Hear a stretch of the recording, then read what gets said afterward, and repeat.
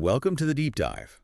Today, we're looking into brand loyalty, using our sources to figure out why some brands, well, they just seem to stick with us. Exactly. And it's more than just buying something again and again. We're digging into the psychology behind it, the practical stuff, too. Right.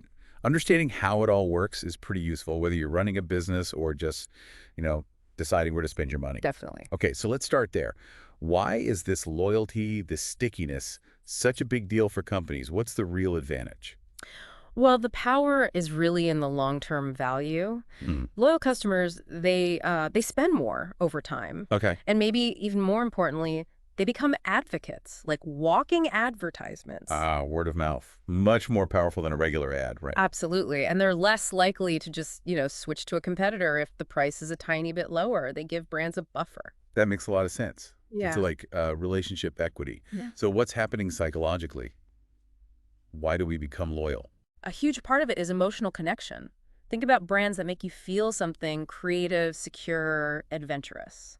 Like Apple and creativity, maybe. Exactly. And then there's trust. Simple, old-fashioned trust.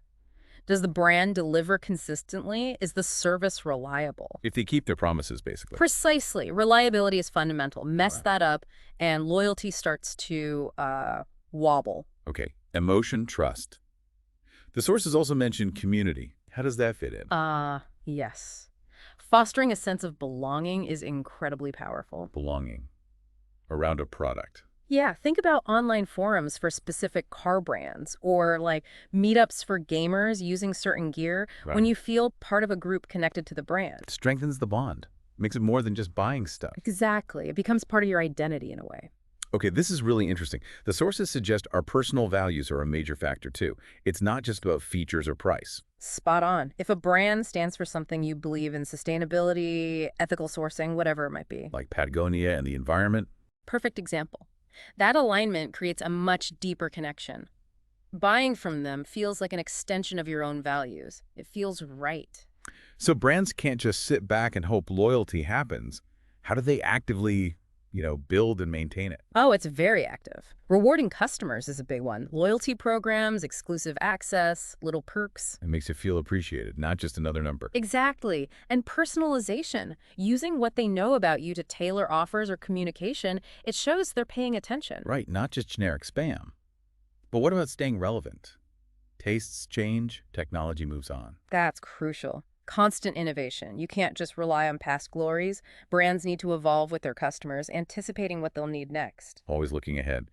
So speaking of the future, how might this landscape change? What's next for brand loyalty? Well, AI is poised to make personalization hyper-specific. Imagine offers tailored almost perfectly to your immediate needs or desires. Potentially powerful, maybe a bit creepy. Could be both. But alongside that, expect customer expectations around ethics and transparency to keep rising. So things like sustainable supply chains, fair labor practices. Uh-huh. Those will become even more central to building that trust and value alignment we talked about. It's moving towards genuine relationships. So it sounds like the future is less about just transactions and more about authentic connection, shared values, amplified perhaps by smarter tech. I think that sums it up well. Brands that focus on that real relationship building are the ones likely to thrive.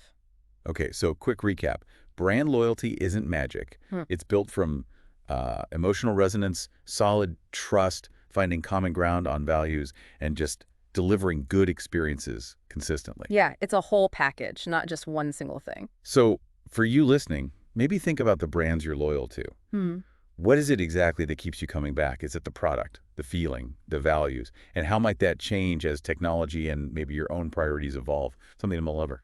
Definitely food for thought. Thanks for diving in with us today.